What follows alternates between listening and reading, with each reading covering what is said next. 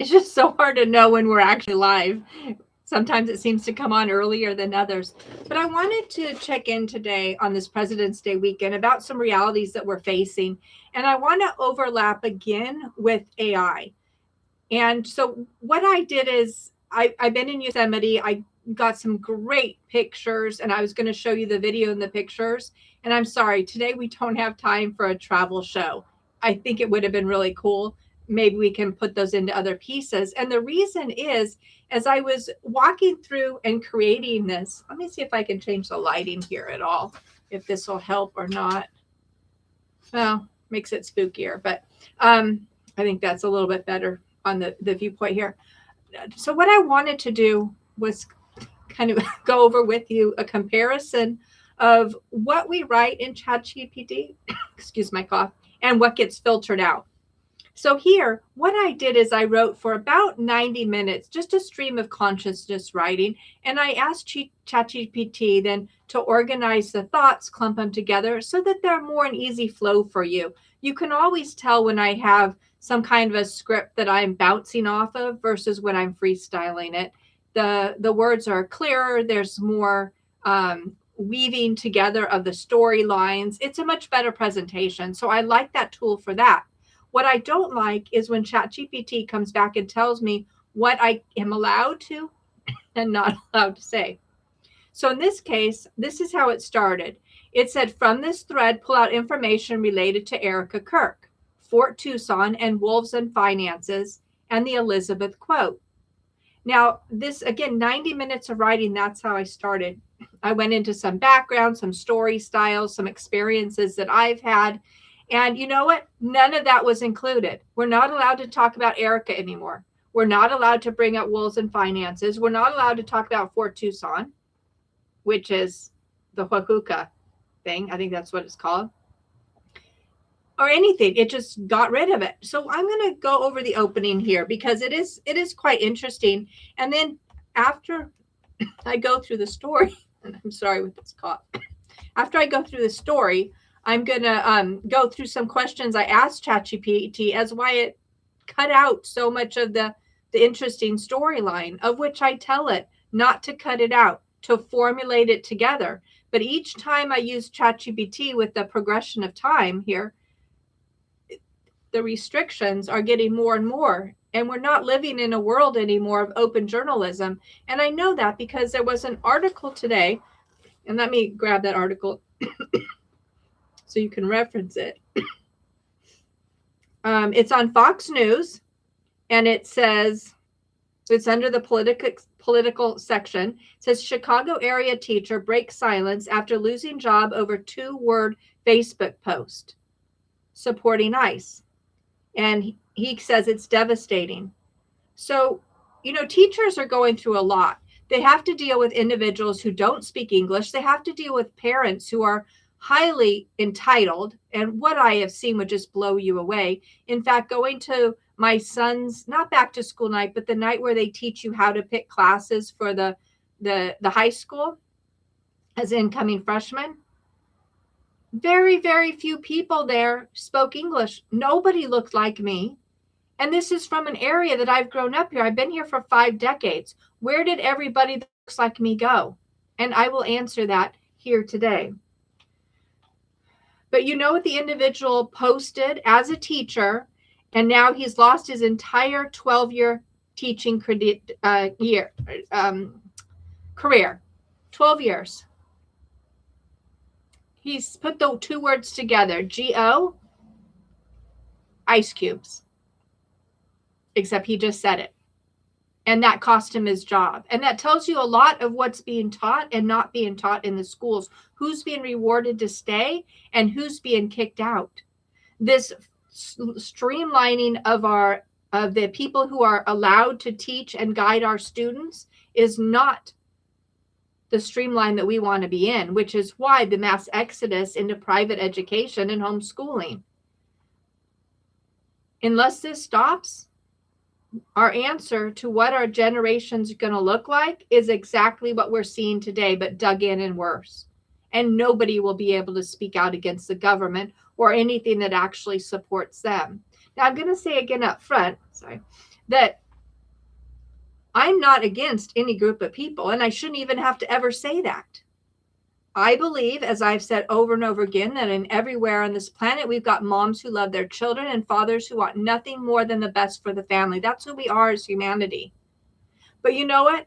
I'm not part of the Iranian regime that's, that's controlled the people and committed mass murder over the last few months, more or less 4 decades. I'm also not part of a ruling elite that's decided that I'm going to be part of a dictatorship. I'm also not part of a group that went into somebody's home and squatted and decided I have more rights than them. I'm also not part of a group that came over an open border knowing full well that that was part of a manipulation in the policies and then squatted in another country. You and I have traveled to many countries. We know the rules. We know when we can work, when we can't work, how long we can stay.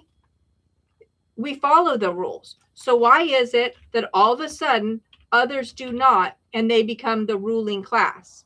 And that doesn't necessarily monetary, but we're definitely seeing that in Minneapolis. And we'll talk about that today as too, as long as ChatGPT left it in here. But let's go ahead and get started with this. So again, I asked ChatGPT, I'm going to run through the opener that ChatGPT gave me. It says, my draft contains personal, so it's critiquing what I've asked it to do. Personally lived experiences. Yes, and I specifically told it when it was my experience to make sure it left it in. And it told me, okay, that's valid to tell.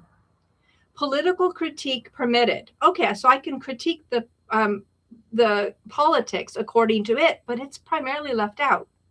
Allegations of fraud and corruptions must be carefully contained.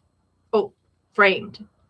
Claims of criminal conspiracy involving named individuals must avoid presenting unverified accusations of fact.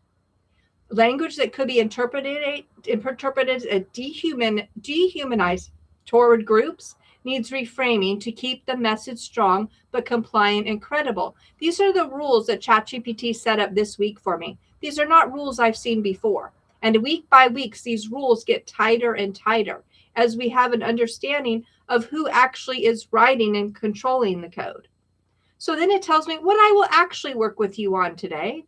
One, a structured opening style, a President's Weekend framing, a historical background, disciplined narrative, removal of anything that's defamatory, I'm going to take out, and strong rhetorical lines.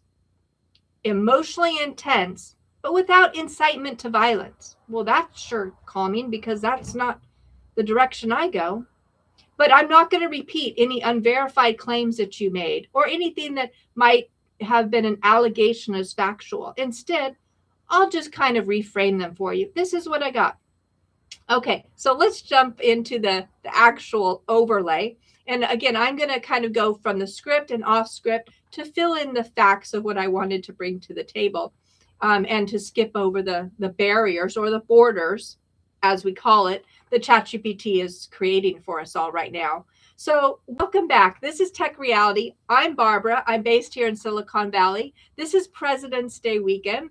And I left the valley of communism in order to go see some of the most beautiful lands we have in the United States, specifically in California. I drove out to Yosemite, where I'll talk about El Capitan and Half Dome and the Bridal Fall. Absolutely magnificent this weekend. We went on Friday, so there weren't major crowds, and then went to Mariposa right after that. And then we drove out towards Oakhurst and then 49 home. And 49 is what I'm talking about. When somebody sketches a dream area to live that's outside of a city, this is it. It's got beautiful rolling hills with huge boulders. So it would be bigger than, I have a Mercedes Sprinter van that we use, and many of the boulders were bigger than that. And you would see the calves and the horses all laying amongst the crowds and the stones and the rocks, and little creeks everywhere. And you know what else you saw? Raised flagpoles that had the American flag. I didn't see one other flag out there. And yes, it's a strong mix of people because it's less expensive to live out there. You get land. It's easy to get labor to help with your land. We have a variety of people from all over the world. And yet I only saw American flags out there. I saw a lot of crosses, Jesus saves. And going down the freeway, I saw one flag that was bigger than the Camping World flag. It was massive. But I bring this back, and you might get tired of this, but this is not over yet.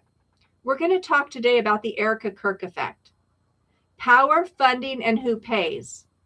And we're going to also talk about the Jock tax. Why did California have the audacity to tax individuals who came into the state to raise billions of dollars and make sure that we scooped up all of their bonuses? There's a major call not to have big professional events in California anymore. And I absolutely agree. Okay, so I started with the thumbnail today of the American flag with our Pledge of Allegiance posted on it. And I did this because driving down the freeway, somebody had paid for a billboard off 99, which is Fresno kind of area, coming back towards 152, that was a huge American flag on the billboard with the pledge written across it. We can't say this in the schools anymore. Most children don't even know it if they hear it. Somehow it's not acceptable to give allegiance to this country. And now we're learning why. So we are known as the land of the free. Songs are written about this freedom. Land defended by farmers and founders and foot soldiers. And yet, where are we actually today?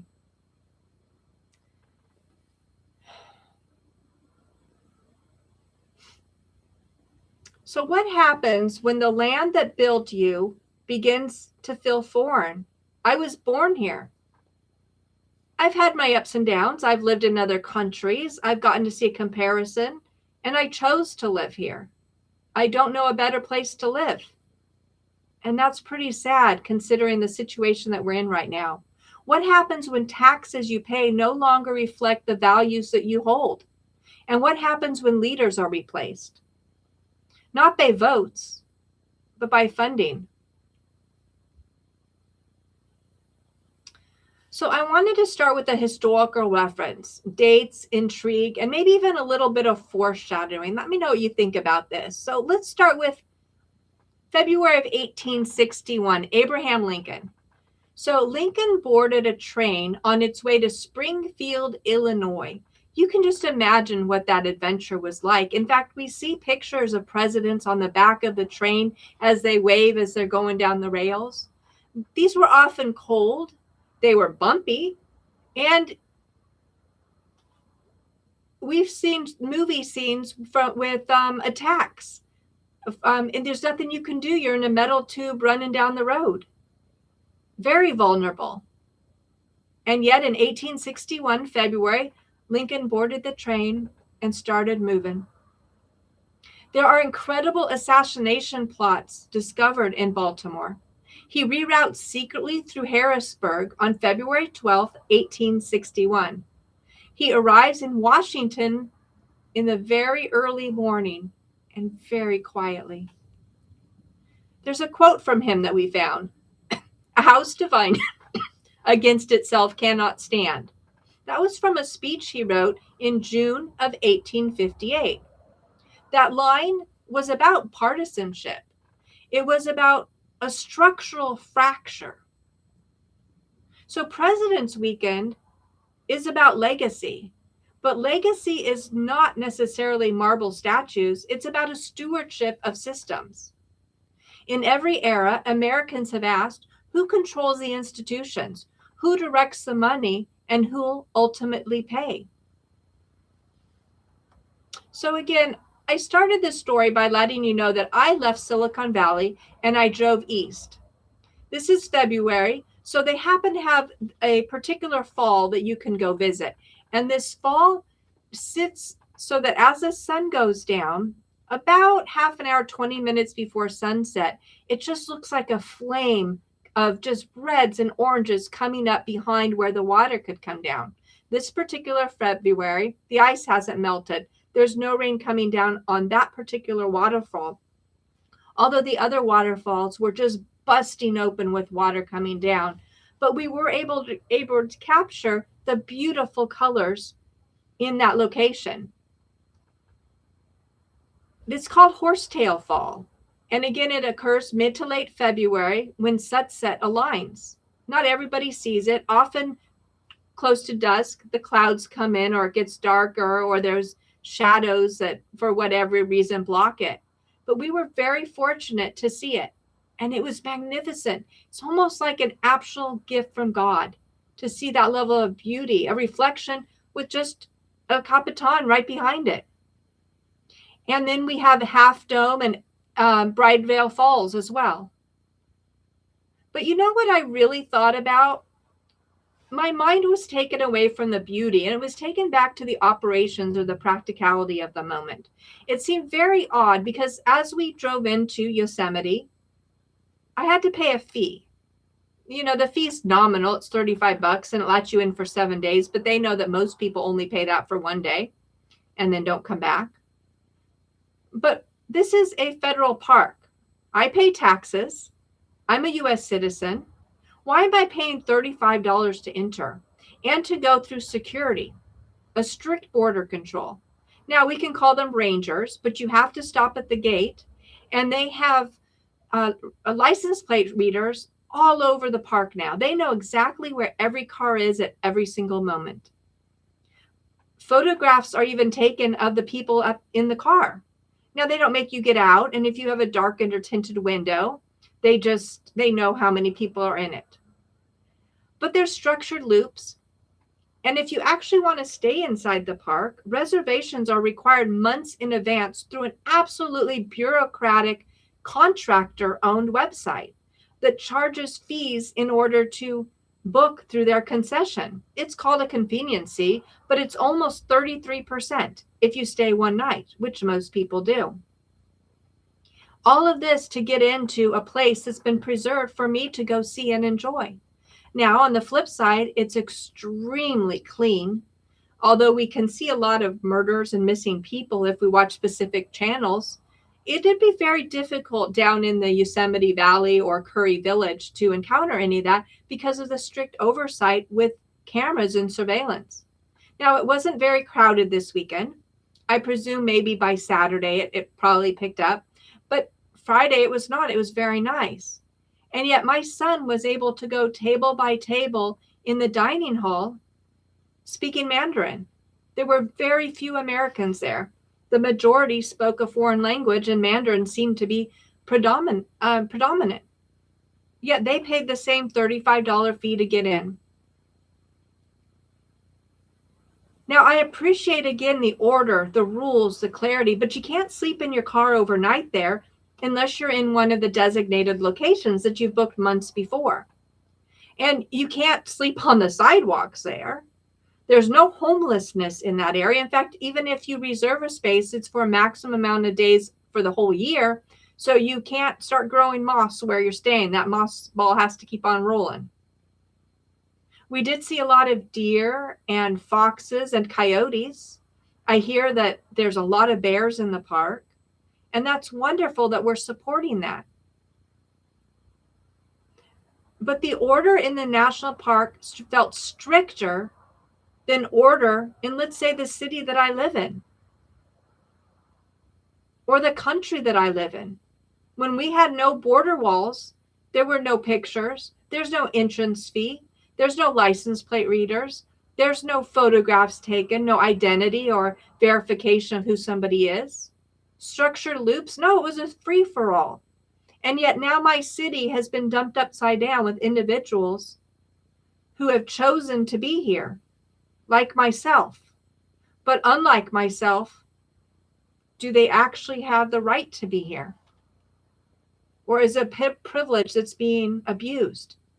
Now, none of that was included in ChatGPT because we're not allowed to talk about anybody like that if that was deemed inappropriate. So I want to talk a little about California population as I set into taxes here. So San Jose. Now, San Jose is part of the larger region of Silicon Valley. Right now, we have an estimated, I had heard 3 million. I think it's closer to 4 million people now in this area. But if, if I talk about just San Jose, in 1950, the population was around 95,000. By the 70s, it was around 445,000. So we were approaching 500,000 people. By 2000, we were at 894,000. By 2020, we're at way over 1 million. Now we're in 2026 post-COVID, and the numbers are much higher. So somebody might ask, if population increases tenfold since 1950, why did affordability decrease? My personal salary stalled out in the 1990s. Now, I've tried over and over to get back into higher roles, higher paying roles, higher instruction roles. And no matter what, and we'll go into that here, what keeps happening to each of us. So we introduce how California survives: property tax structure, sales tax layering, utility rate increases, and insurance cost shifts. Now, we're not allowed to blame the Democrats, is the note here that I have from ChatGPT. It says, keep it structural, not demographic, and not blaming. But the bottom line is, I didn't make those choices, so somebody is to blame. People or policies. Who made these decisions? I wanted to show on the screen, but I didn't want it to dox anybody. But I wanted to say that along my pathway of understanding what was going on with Americans, I met a fellow American. He's naturalized, actually. He's from Africa. He's happens to have lighter skin, a little bit darker than me, but he was born in the African continent, came over here to study. A brilliant engineer, has many patents, adds a lot to the community, is always helping anybody that he can. And yet he and his family had to leave the United States in the middle of COVID. They just couldn't survive here anymore. He had joked that he was probably on some kind of a blacklist, and I proved it for him. Google had blacklisted him, much like Google had blacklisted me. He'd known for years that there was something, but until I showed him the documents, it was just something he thought he could get over or around. So he had the freedom to up and move his family to another state. Well, they sold the home they lived in, but he and his family had been building another home, and it completed about 1.5 years ago. But because they built this home in an area where he's not wanted, the city decided to assess the property newly with the new construction on it, which typically happens. But the price went from having no assessed value because it was part of another lot to having a $6,000 a year assessed value to now paying over $42,000 a year in property taxes for a lot that is like a flag lot on another lot. That means there's a different house in front of it, and then it has a long driveway next to it that goes back to where this other house has been squeezed onto the back end. So it's not even visibly appealing to the street. And yet the city has determined, even though it's never sold or exchanged hands because it's a new build, that that's what they're going to charge him, effectively forcing him to abandon the property. He's tried for quite a while to just rent it to cover the property taxes. But as soon as you move a renter into a new build, it's no longer a new build, and it will start depreciating. So why $42,000 a year in property taxes? Well, let's look at the tax arc. So again, we have income taxes, sales taxes, property taxes, insurance pooling. My home insurance jumped during COVID because I was told I was in a fire zone. I am not in a fire zone unless you consider the San Bruno Hills a fire zone, and that's only because the PG&E gas lines leaked and caused an explosion under one of the homes and took out a neighborhood. Well, if that's the case, they should have the insurance, not me. And my car insurance tripled. The car insurance tripled because, I'm in a fire zone. There's no fires in my valley. There haven't been in the 5 decades that I lived here. The reality of both is I'm paying for other people's insurance. As we drive down the road, there's a number of individuals who don't even bother paying insurance. They have outdated DMV tags, which means if they don't have current DMV tags, they can't get insurance in this state. So I'm paying for them to the tune of triple for a car that is now 25 years old.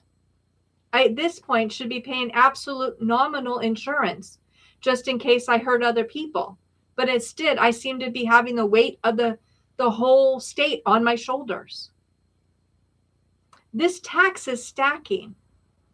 And where does the marginal dollar go? So if I want to talk about nonprofit and funding arcs, let's talk about that funding structure. We learned a lot about USAID over the last 18 months and the US Department of Defense.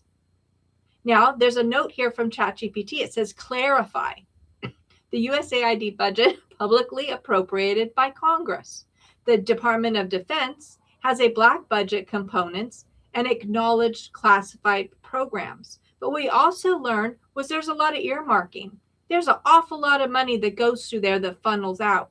Now, you and I know that the U.S. government has the ability to print money. How much of this was printed versus how much came out of our pockets? Well, the reality is 100% came out of our pockets, because if it didn't in the past, it will in the future.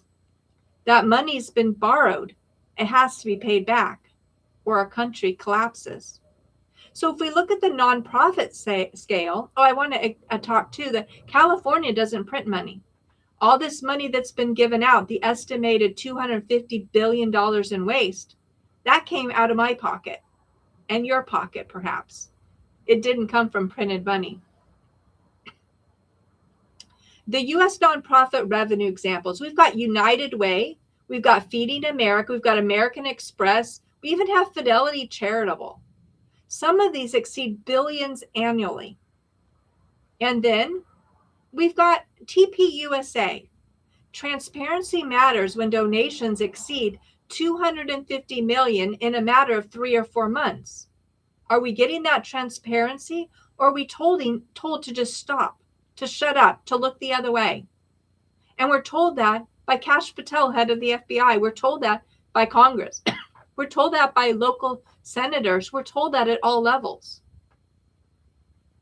So you must shift to an investigative tone, is what ChatGPT told me before I continue here. So as we tiptoe into the Erika Kirk segment, because we're not allowed to judge books by its cover or by the caricature that they create for us to see, I have to state this is allegedly, in my opinion, and not in any way an accusation, just loosely knitted observations that I'm starting to pull together. Questions surrounding leadership transition. Now, I wanted to guide you as well to Wolves and Finance. That's a YouTube channel. And if I can remember, I had copied it to put it in the link below this video. It's really interesting what he put out today. Every week, Zach is a great financial analysis. Excuse me. But this week, he says, I know where the money came from. What money? The money to kill Charlie. So it's very, very interesting as Zach and his analysis of the funding trails through the U.S. government, through the military, through his particular fort, and earmarked off for a certain direction. Now, he doesn't have all the dots, and that's an allegation as well. And he's looking for more support. If you have any information on this, please reach out to Zach. But Wolves and Finance is on the nose. Now, we've long known why the government pushes so many projects and patents off to companies. They can operate in the shadows. You can't FOIA a company. You can't ask for information, even if it's funded by the government. So it's a way for them to hide their projects. So then, as I move forward here, and I wanted to talk about Fort Huachuca, you know, I've had some stuttering through this last few minutes as I've gone up on it, because ChatGPT renamed the fort for me to Fort Lowell. I haven't looked that up. I don't know what Fort Lowell is. But let me just put this here in case somebody has any inputs as to even if there is a Fort Lowell. Fort Huachuca is what we're talking about. And it was made known because of Mitch. And ChatGPT cut this out as well. Not well, it did cut out about Mitch, but it cut out about my story. Now, if any of you know, and you've heard my earlier videos, I was targeted under a psychological operation by the US government, specifically under the Obama administration. I'm not allowed to talk about that. I'm not allowed to know why I was chosen for that group other than proximity. I've gotten a lot of answers, but not why does a human being have a right to control another human being? And my life has never been free since that moment. So when Mitch started talking about his life and some of the interactions he's had past that, I really understood the story. I found him to be very authentic and true, and a man very much suffering like myself, just trying to survive day to day. His salary capped, relationships messed with. A lot of challenges or roadblocks were placed in his life by individuals who just controlled him in order to punish him for finding something that he wasn't meant to see. Now, I wasn't a whistleblower, but once I started getting attacked, you better believe I started researching, and what I found out was disgusting and frightening. But it was a survival for me, as for years I said all I was doing was trying to find one puzzle piece at a time to piece my life back together. So yes, Fort Huachuca is not just some fort in Tucson that the TPUSA group has not heard about, even though it seems like all of the executives very much have known there and been there. But again, ChatGPT cautions me again. It tells me to frame very, very carefully. A reference was made to a fort in Tucson during the discussions. Was it symbolic? Was it logistical? We don't know. Well, I want to go one step further here. On X, there's a quote by Elizabeth Lane, and I had told ChatGPT how to find it, and apparently it erased all of that. So I think it was LM Elizabeth, I think is the @ And then when you find her handle, then it's Elizabeth Lane. And she talks today about her experience over the last few months in her investigation. And this is what she says. I'm going to be blunt. I've reached the point where I find EK deeply disturbing. Now, let me tell you, this is like a 7-minute read. She goes deep into how she came to that conclusion. The psychopathy that I outlined a couple weeks ago really seems to fit like a sweater on this one. Now, from the beginning, she's been on site. She lives by UVU and has walked the paths. She's done face-to-face interviews. She's an investigative reporter, and she's sick of it. Why are not authorities stepping up and handling this? And how deep does it go? So again, I introduced you here, to Wolves in Finance and Elizabeth Lane. Wolves in Finance is on YouTube, and Elizabeth Lane is on X. And for Research Point, I highly suggest that you take a peek at those. So I want to ask, what changed? Who benefits from all these funds? Why was so many of my tax dollars allowed to funnel through organizations from the military to support what appears to be a what's that called with the minority report event? And why am I paying so much so that I can't live? But ChatGPT gave me another note here. Never state criminal orchestration as a fact. So you got that. Okay. So from Yosemite, we went on to Mariposa, and ChatGPT told me it's the Madera Loop. No, it wasn't. We went from Mariposa, which is absolutely a beautiful little town with a lot of historic buildings, a historic museum, people are just very kind. Barbecue restaurants, American flags lining the street. It's just one of those towns where when you walk down the sidewalk in the 1-mile stretch of the actual downtown is paved with wooden boards for the sidewalk. There's saloons. It's a fun family place to go with lots of parks, pools, city spaces. And from there, we went ahead and drove out about 30 minutes to Oakhurst, because Oakhurst, if you're out in that area, has a little theater called I think it's called the Yosemite Theater, actually. But they have a VR show that is 17 minutes. Fortunately, it's $35, but your chair moves. You have the wind in your hair as you're moving around El Capitan and Half Dome, and you can smell the falls as it's moving through. It's really an immersion experience. And if you haven't done one of those before, it's something that's super fun for you and the kids. And quite honestly, I thought that it's much better than getting rope and climbing it myself. That's not something I'm going to do anymore. So, excuse me. So we saw flags and crosses and veterans memorials. Rural land stewardship was beautiful. We went through areas, again, as I described in the opening, they were just rolling hills and just rolling right there in front of it. You could walk from one to another, not just clear off in the distance, although they went in every direction as far as you can see.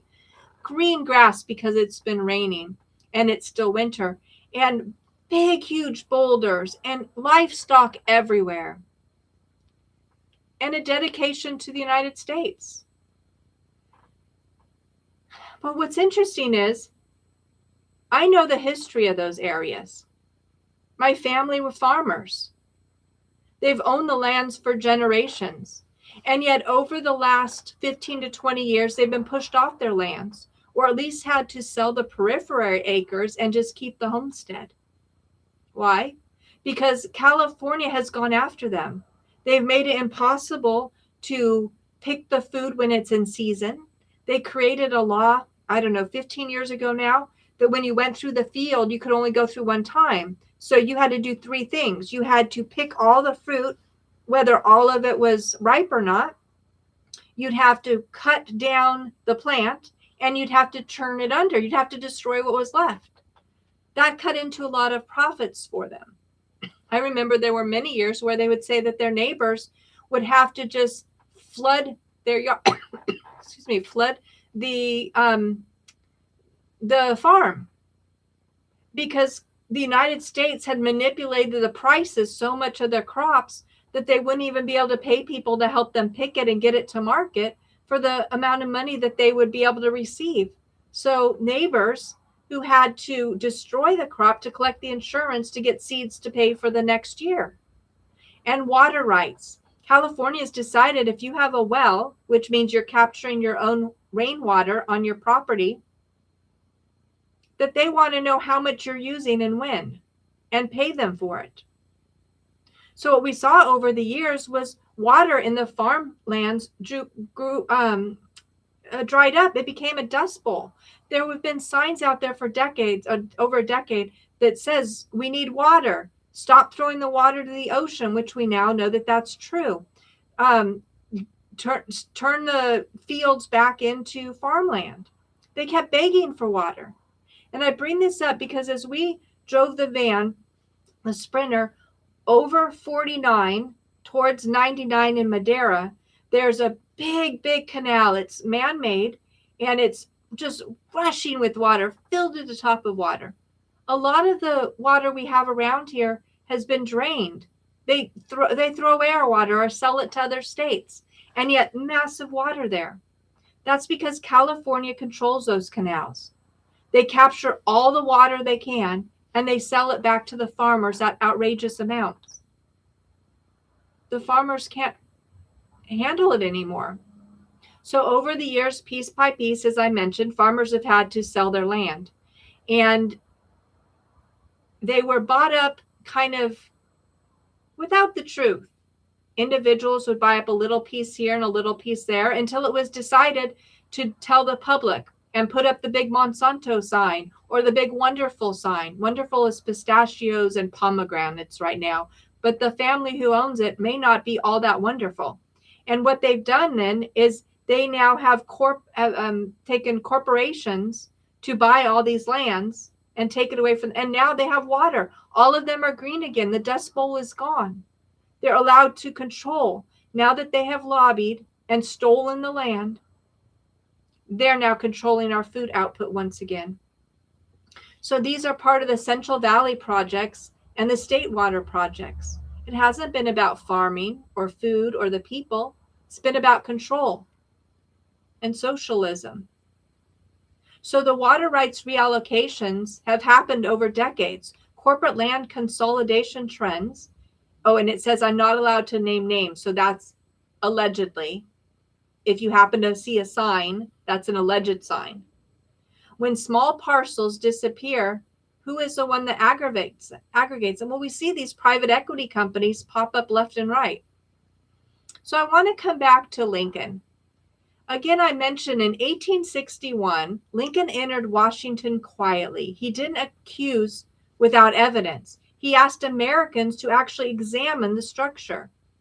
You know, I am not in any way asking for anything beyond an awareness.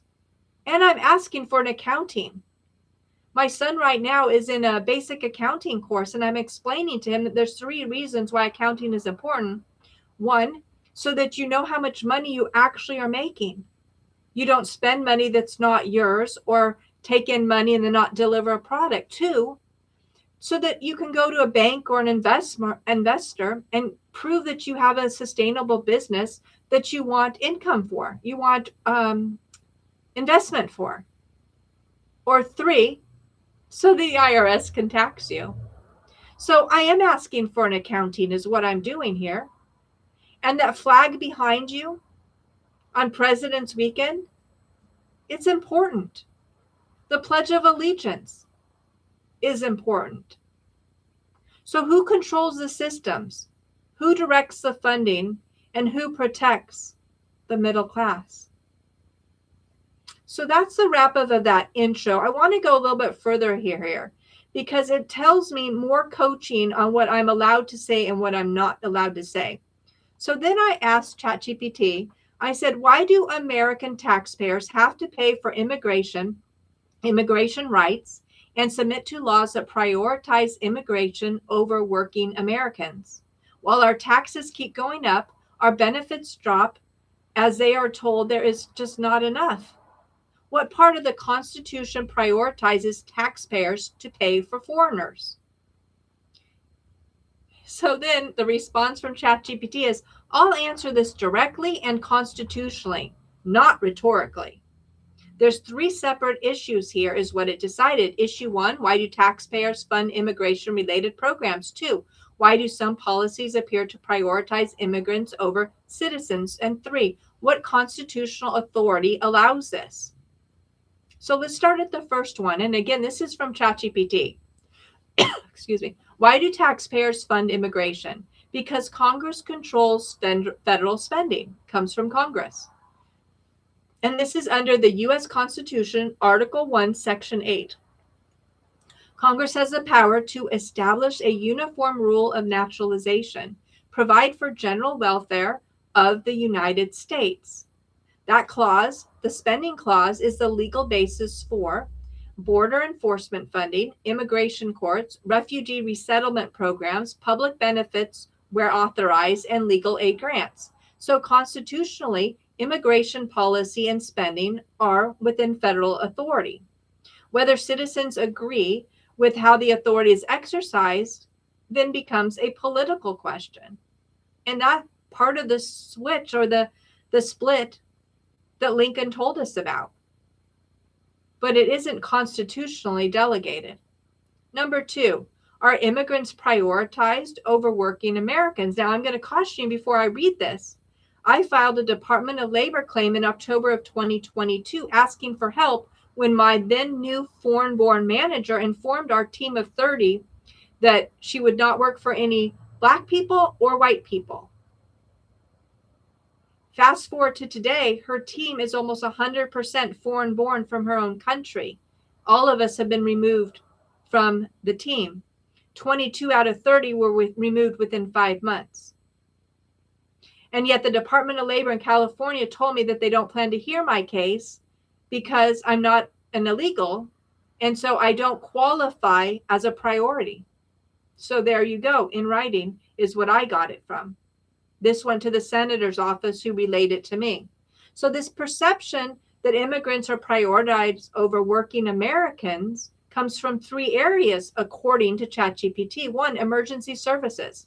Under the Supreme Court, Plyler versus Doe, the court ruled that states cannot deny public K through 12 education to undocumented children under the Equal Protection Clause, which is the 14th Amendment. Now, hospitals receiving federal funds must provide emergency care under EMTALA. That's from 1986. That's not prioritization, ChatGPT says. It's constitutional equal protection when someone is physically present in the United States. So if you can drag your butt into this country, you can get free education and free health care, is what it's saying there. I don't think that's really the interpretation of what this country was built on. And I know that based on the first few years of having the Pilgrims come over and established the colonies here in the United States. But let's go through. Number 2 that it states, or B, means tested benefits. Again, this is why it appears that immigrants might have prioritization. According to ChatGPT, most federal benefits are actually restricted to U.S. citizens, lawful permanent residents after waiting periods, and refugees as asylees. Undocumented immigrants are generally not eligible for Social Security, Medicare, SNAP, with narrow exceptions, federal housing assistance like the Section 8 vouchers that come from the federal. However, state-level policies in California and New York may expand eligibility using these funds. That creates the perception of prioritization. But that is state legislative choice, not constitutionally mandate, it tells me. Yet you and I can look around and see who's in the room with us and realize that these rules are not being followed either. When I'm introduced to a new employee at work, and this new employee does not have any real-world education, does not have common sense, does not know what they're talking about, barely speaks English, and is brought over as a subject matter expert with another 1,000 people, all of a sudden they're married, they have a child, and both grandparents are here. This was all cut out by ChatGPT. I'm not allowed to talk about this.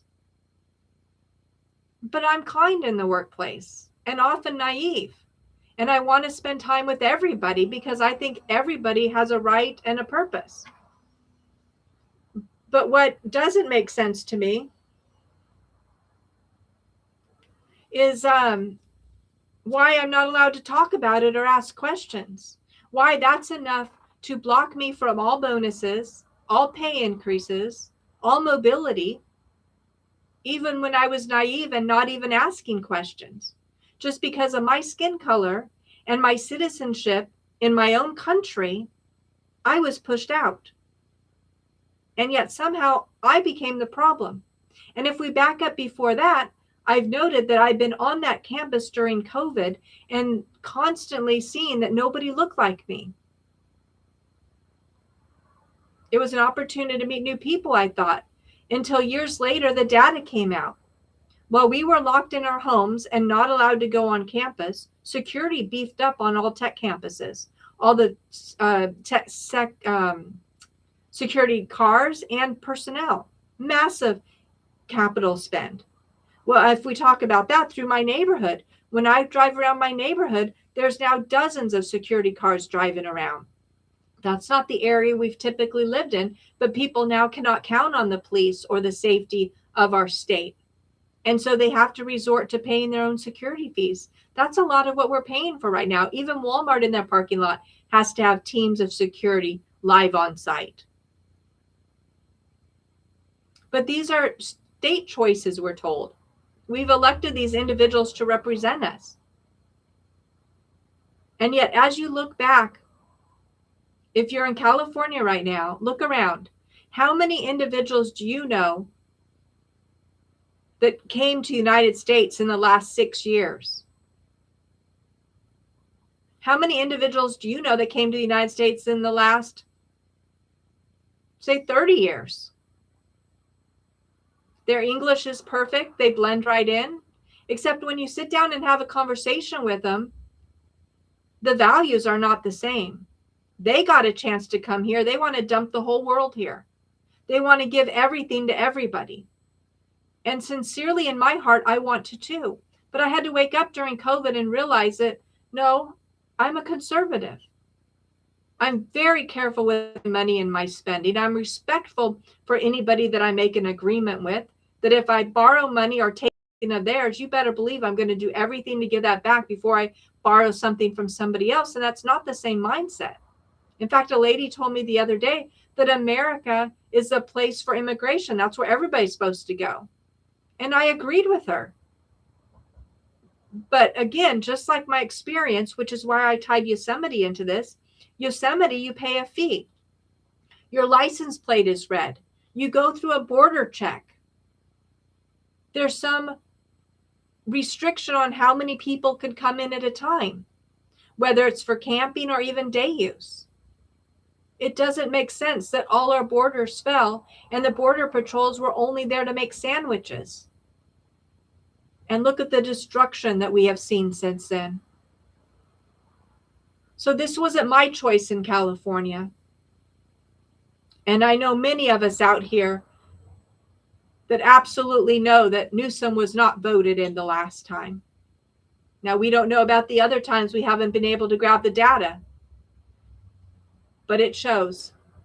C, this is the third point that ChatGPT comes up with for the reason why it seems, or there's a perception that there's a prioritization for immigrants. Labor market effects. Immigration increases labor supply. Economic effects vary.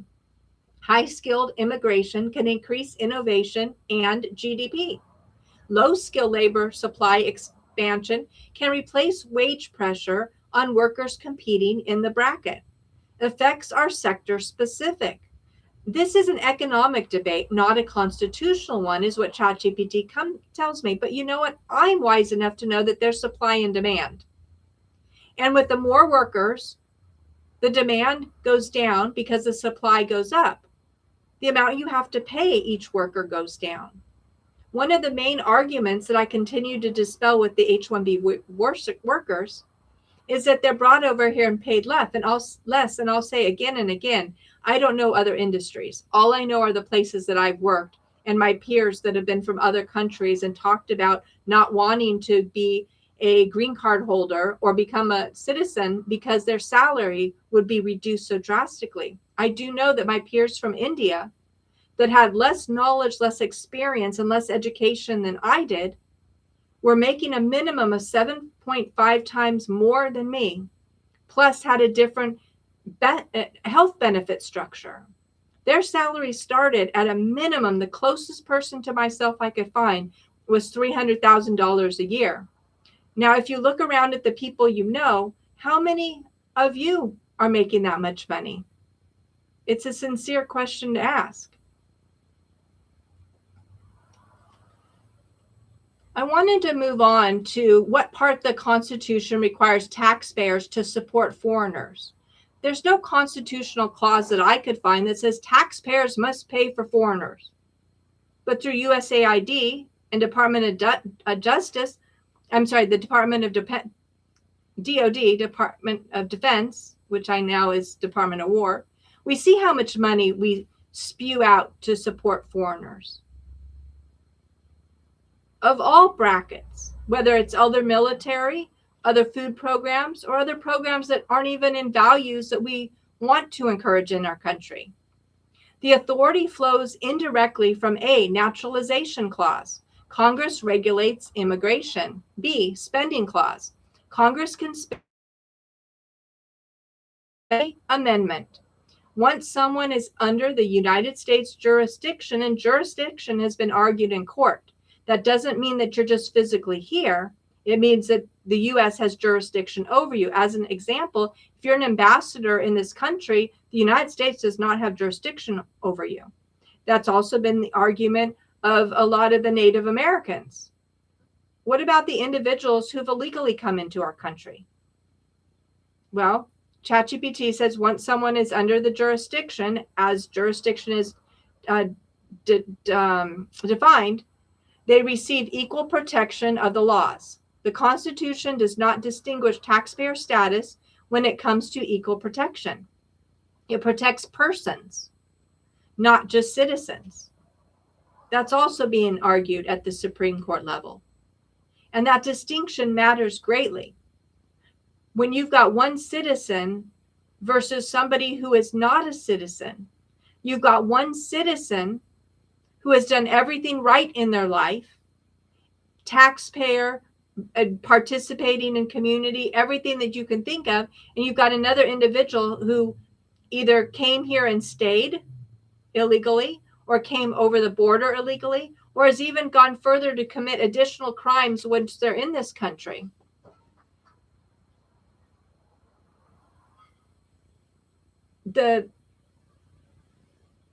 At some point, we've got to define what the person's actually means. Who has guarantee there's no other country on the planet that you can go to that you can have more support than here. I can't get up and move somewhere else and just demand a job, demand money, it doesn't work that way. So this distinction matters. On the next point, why do taxes rise while benefits feel reduced? Well, state and federal budgets grow. Well, there's more people to pay for that. Entitlement expansion. Why? Why is anybody entitled to anything? Healthcare costs inflation. Well, we've seen that the inflation came in when the government started paying for so many people, and people learned that, wow, we can just bill and get paid. And then fees go up for everybody because there's more services than actual people receiving it. What about pension obligations? Somebody has to pay for these people to keep breathing. I don't mean it curse, but I've worked my whole life, and my Social Security has been something I've had to fight for. How is it that somebody just comes into this country on the tailgating an H-1B visa holder, and they get all pension, Social Security, and medical? What about debt servicing and administrative overhead? How many administrative programs that we don't even want? They're not just jobs programs anymore. I think I heard somewhere that it takes 7 people working to pay for one government employee via the tax structure. Do I want to pay for all those people? No, I don't. Because when I go downtown and I ask for help, nobody will help me. They tell me to go online, or they're not even there, or they won't even tell me to go online. And yet, as I mentioned last week, I went to a neighboring town where the mayors and a senator and all kinds of individuals were in this small little town where you can talk to one another like a human being. But in this town where I'm overtaxed, we're paying for people for a jobs program, nobody wants to help one another. Projections generally show that immigration increases total GDP and federal revenue over time. Okay, so maybe it's in the future. But short-term state and local fiscal pressures can occur in high-cost regions.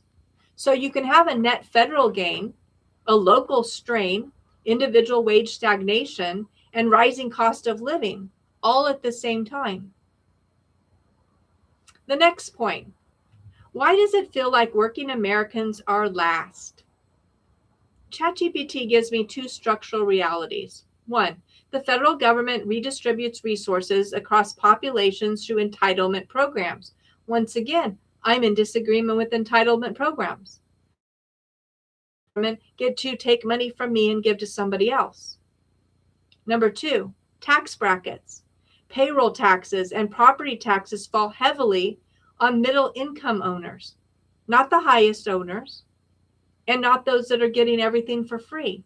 But if you own a home, you don't have more right to vote than somebody else, but you have a priority of paying all the bills because in many cases, it's attached to the property. So voters, specifically in university towns where renters are transient and they are often liberal and democratic, they will vote in all these great programs for everybody and then leave. But the homeowner that's been there generation after generation has to pick up the slack. And that's why my neighbor now pays $42,000 a month in property taxes for a state he can't even live in, and a home that has never sold to prove that that's what it would be valued at. Number two, why does it feel like working Americans are last? Tax brackets, payroll taxes, and property taxes again fall heavily on the middle class. When inflation rises and wages stagnate, people experience tax fatigue. They're not as happy to pay the taxes anymore.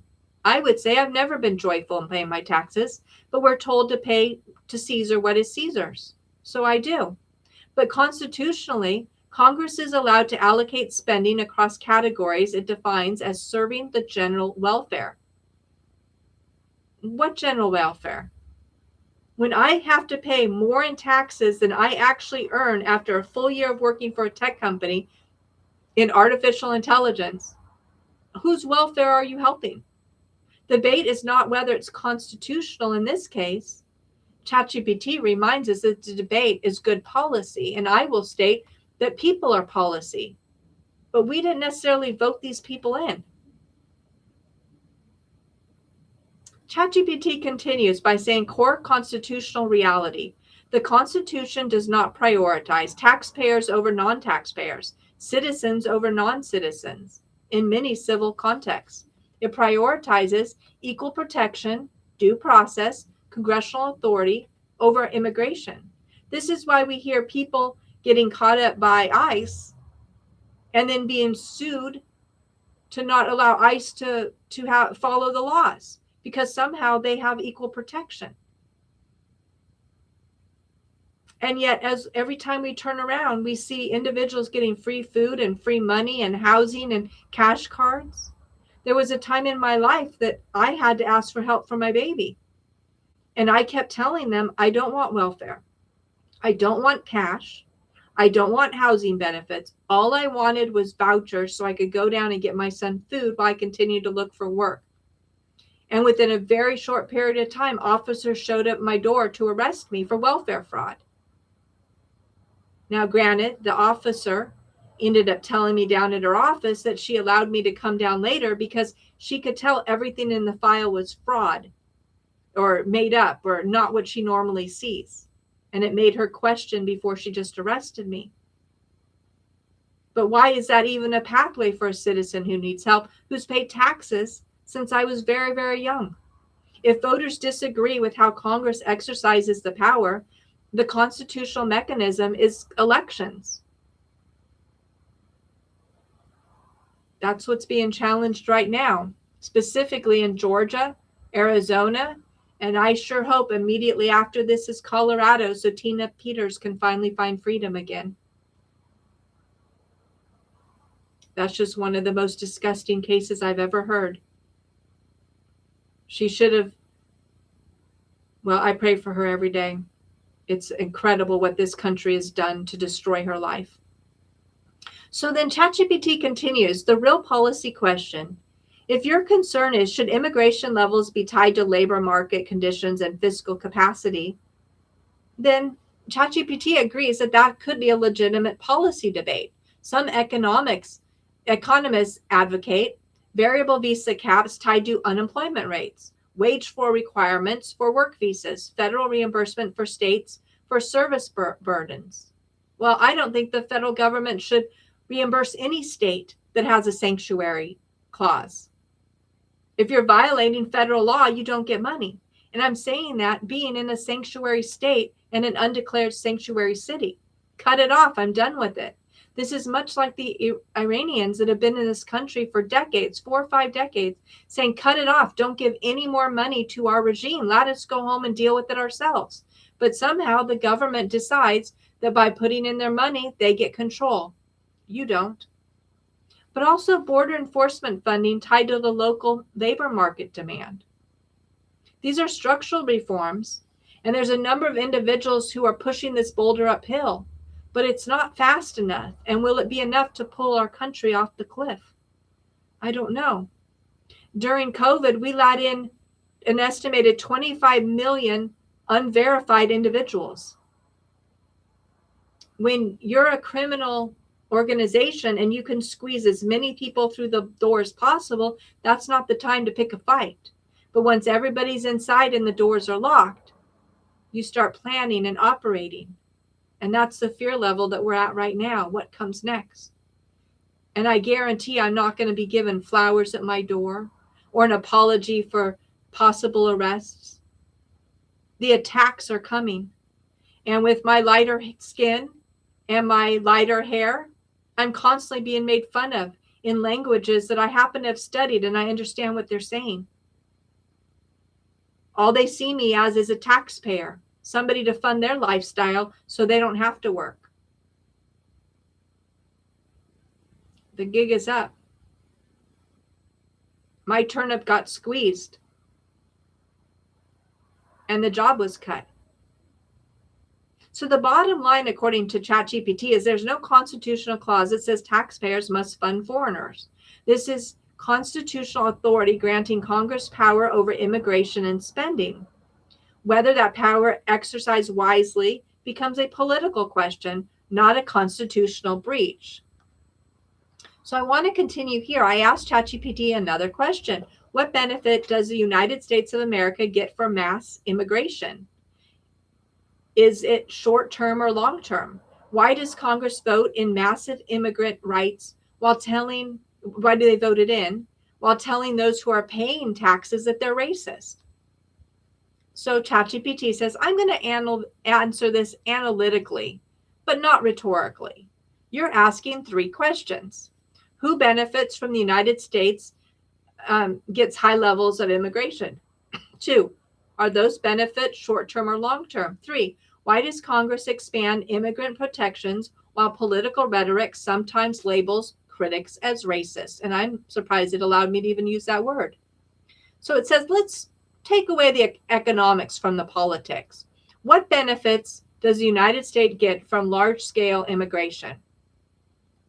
It affects primarily macroeconomics, large labor supply, GDP growth, demographics, innovation, and federal fiscal balance. Number 1, labor force expansion. The birth rate in the United States is below replacement. It's about 1.6 to 1.7. So every couple would be 2. To just replace that, you would need to have at least 2 children. It's saying here that most families are having less than 2 children. I grew up dreaming of a big family. My child was born dreaming of a big family. But without a job and being overtaxed, not only is my family extremely stressed, we're having to defer maintenance on things that we would normally just take care of out of pride, and instead forego the big families and hunker down to survive. We're not the ones getting the open cash cards. Our birth rates are shrinking. Without immigration, the working age population would stagnate and shrink is the argument. Well, you know what the other argument has been over the years? That that AI is replacing people. So it would be a trade-off. We could still live in a beautiful country with 300 million people, plenty to work on, everything we need and innovate and live a wonderful life. And then AI can help lift the burden, and that would work. But with 25 million extra people, many of which taxpayers are having to pay for, it doesn't make sense anymore. What about immigrants?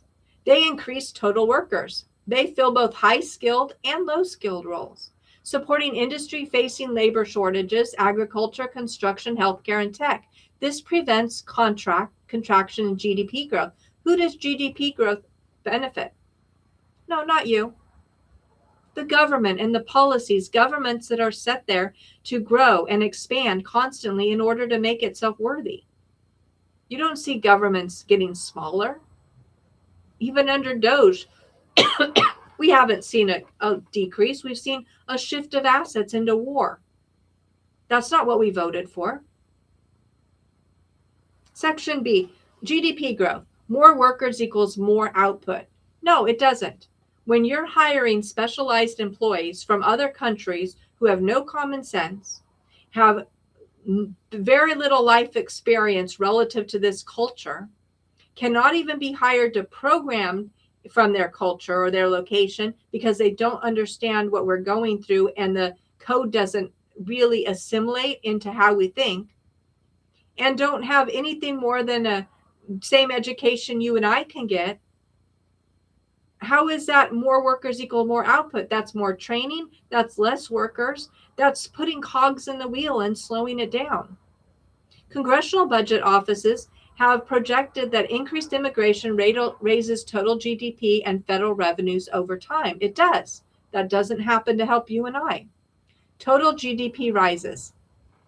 GDP per capita may rise modestly. Distributional effects vary by skill level. So the country as a whole gets larger economically, but that doesn't mean that every individual benefits equally, especially when you're the one required to foot the bill. Demographic stabilization is the next point. Programs like Social Security depend on workers paying payroll taxes, retirees drawing benefits. As baby boomers retire, worker to retiree ratios shrink. Immigration slows that decline. But I would like to state here, not what ChatGPT is stating, but rather when an individual comes to this country and they've never paid Social Security, how are they being able to benefit and claim Social Security benefits? And I'm not reading that as a statistic. I'm reading that as individuals I've met that are telling me that they've never been here before and they're claiming Social Security. Without it, payroll tax burdens would likely increase faster, is the final note from ChatGPT. ChatGPT then goes on to another section called innovation and entrepreneurship. Immigrants are overrepresented among patent holders, STEM PhDs, and startup founders. Are they? They used to be. For example, many large U.S. tech firms were founded or co-founded by immigrants. And I will say that they're primarily getting the funding right now. Innovation spillovers have long-term growth effects. But many of them are going back to their countries now that the giveaways are drying up. And they're taking out loans that they have no intention of ever paying back. That's out of our retirement funds that private equity are funding these foreign-born startups. And then the money goes away and they shrug their shoulders and there's no retirement left. I wanted to read this from Fox News. It says, let's see if I can get this one. Fox News stated today that the next time that the stock market collapses, it could sweep away your entire retirement. And it's legal, according to Fox News. And we all know that. The 401k and retirement is the biggest scam that you and I participate in. You put your money in there, not for a little bit, for decades at a time. And when you finally think you can take it out, it's often wiped out. People are realizing that the money they saved was just a pyramid scheme. But we're not allowed to call it that. So I want to go into federal fiscal impact. At the federal level, working age immigrants often pay payroll taxes, income taxes, and sales taxes. Yep, they're generating more tax money that way. If they're working, not under the table, which we are constantly seeing. And in my area, I used to be able to have anybody come and help me with yard work twice a year for 25 years. And it went from $10 to $15 to $20 to $25 an hour. And that always seemed fair with the price of living, cash only, and it's day labor. So it's under $600. You don't have to pay taxes on it. I believe you're supposed to report it, but that's up to them. That's not up to me according to the law. That's how the tax law is set up.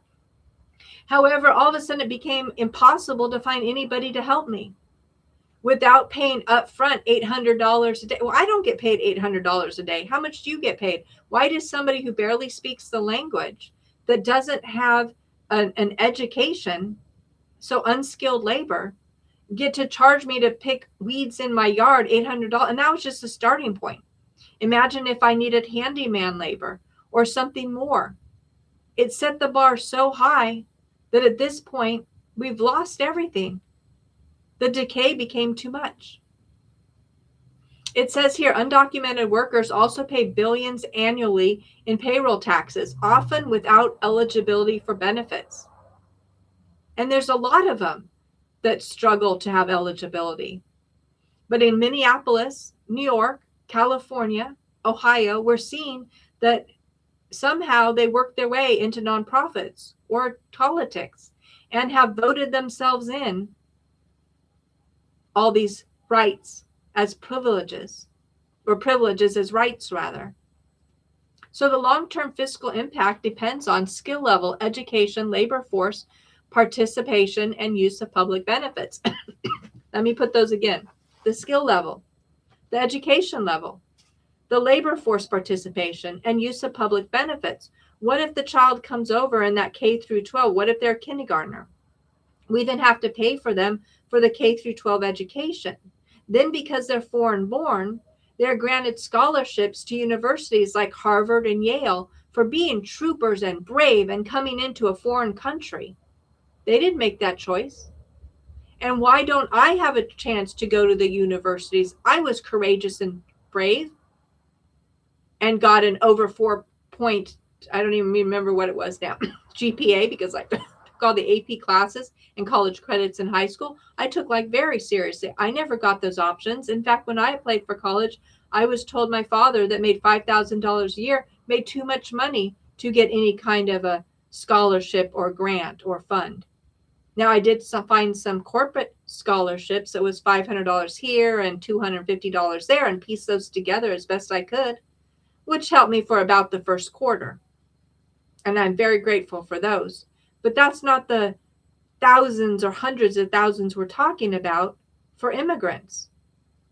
And then when they want to get a job, they're prioritized. So as I've stated, it's priority training, priority hiring, priority retraining and mobility in organizations, and then priority promotion if you're a minority, which means pretty much anybody who's come into this country. Except for those who have been here, we don't count anymore. We're not considered minorities, even though we are the minority at this point. So it's a kick in the butt to you, and don't forget to pay your taxes or we put you in jail. What about the short-term versus long-term effects? Potential effects. Wage pressure in directly competing labor markets, increased demand for housing, increased local school enrollment, and state-local budget strain, especially in high-cost states. These impacts are localized and often felt most strongly by working-class communities. That is why perception of strain is real in certain regions. The long-term effect: higher aggregate GDP, more taxpayers, innovation gains, slower aging population. Well, you get it. We got a lot of excuses here, but we don't have a reason why. Why does Congress expand immigration protections? The 14th Amendment applies equal protections to persons, not just citizens. Business interests such as agriculture, construction, hospitality, and technology seem to lobby for expanded visa access. And it lowers the amount that they have to pay you. It lowers the scarcity risk. This is structural economic incentive. What about demographic and electoral strategy? Future voter demographics can be bought, community alignment, and urban political coalitions. And everything is framed around humanitarianism. Don't be mean. It's the same thing when they want to pass a new law. Don't defund the children. Don't defund the sick and who can't take care of themselves. Don't defund the fire department when it has nothing to do with that. All we're looking at on this President's Day weekend is what rights do we have as citizens in this country where everything is being taken away from us and we're forced to pay for it. There's international treaties, post-war norms, and refugee status. So why are critics sometimes labeled as this? The finger gets pointed at those that say, wait a minute, enough is enough. Race, national identity, labor economics, and border enforcement all play a role. So basically, ChatGPT completely weeded out everything that I wanted to look at. And yet, when the teacher asks the question or actually posed the statement on their own social media and supported a policy that merely supports the current laws of this country, they lose their job. So if a teacher or manager is excluding people based on skin color, that is illegal. However, you don't get priority. Under Title VII of the Civil Rights Act of 1964 prohibits workplace discrimination based on race, color, and natural origin. So what? They know that they're not going to be taken to court. It's deprioritized. Public schools are bound for equal protection. So they have to lower the bar to make sure that everybody at the lowest common denominator can win. If you're an outlier, you don't belong in public schools. You're not getting the top education. If a manager says they're not going to work with one color people or another color people, that's unlawful discrimination, regardless of what country they're from. But that's not how our laws are enforcing the policy. Does the California Constitution prioritize immigrants? ChatGPT says no, period. That's it. Then it further goes on, says California Constitution does not contain language prioritizing immigrants over citizens. However, California law does extend certain benefits to residents regardless of immigration status. So again, if you crawled onto the soil, here's what you get. Access to public education, healthcare programs, Medi-Cal expansions, and state-funded legal defense programs. But somehow I'm cut out of the last two of those. And now at my age, all public education as well. I sat in many classrooms as adult education and been told I had to leave because it was for foreigners only. This is legislative policy decision by California legislature. Well, what about sanctuary cities? Are they legal? Well, yes, under federalism principles, ChatGPT says they are. Key Supreme Court case was Prince versus United States. The federal government cannot commandeer state or local officials to enforce federal regulatory programs. I don't think that's valid. If you have a comment on that or the actual law, I don't think ChatGPT is going the right direction here. But sanctuary policies generally mean local police do not proactively enforce federal immigration law. Local agencies limit cooperation beyond what federal laws require. And even if that is true, they don't have a right to interfere. Why does Congress expand immigration protections? Four main drivers: business interest, industries lobby for labor supply expansion, demographics, long-term population stabilization, constitutional equal protections that apply to persons, not to citizens, political coalition building. Immigration policy is deeply political. Congress is not legally required to prioritize immigrants. It responds to political incentives and economic models. So why is MAGA framed negatively in the media? This is what I asked ChatGPT. Political branding. MAGA is associated with border enforcement, nationalist trade policy, and restrictive immigration stance. Now that we are the minority, the majority is saying that that's not what they want anymore. Supporters frame it as sovereignty and law enforcement. Opponents frame it as exclusionary or racially coded. And this is the narrative. It's cruel. This isn't the way we treat others, and we know that by looking at our neighbors. And yet this is where we're sitting to be treated. Tax stress. I asked ChatGPT, why does it feel like I'm paying for others?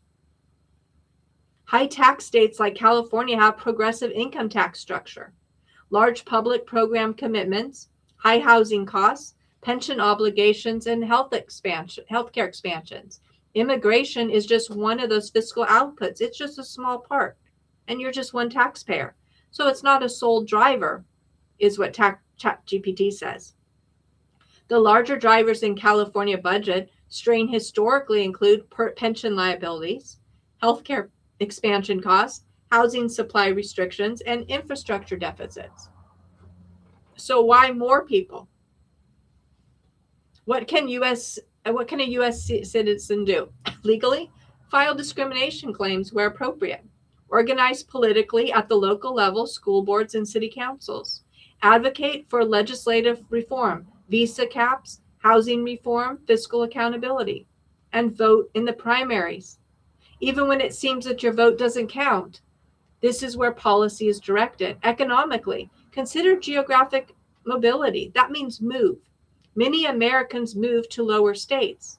Get out of the beautiful ones and give it up for somebody else. Diversify income streams where possible and reduce exposure to high regulatory environments if feasible. Civically, engage issue-based, not identity-based arguments. Focus on labor market fairness, wage standards, and enforcement conspiracy. Another question I asked ChatGPT was, does any law say immigrants can come before citizens? ChatGPT says no. There is no federal or California institution clause that ranks immigrants before citizens. However, it quickly points out equal protection applies to everybody, and the same things that we've heard before. So let me move through this. So I asked again for it to redo my YouTube script to make it a succinct, not just bullet points, but actually a story that's woven and brilliant. And it starts with showing an image of California with stadiums and NFL logos. This goes into the Jock tax and California's Super Bowl. So this is what I'm going to talk about on the next episode. I wish you all a wonderful President's Day weekend. I hope you don't get this nagging cough that is spreading. And we apparently pay our taxes joyfully until we can figure out a way to truly make all humans equal again. Not all humans that we want to make equal, but all humans. And quite honestly, as long as the billionaires continue to flee California and take hundreds of thousands, if not millions of jobs with them, us few in the state just aren't going to have a chance. Okay, talk to you next time about the Jock tax and California's Super Bowl. Have a great day.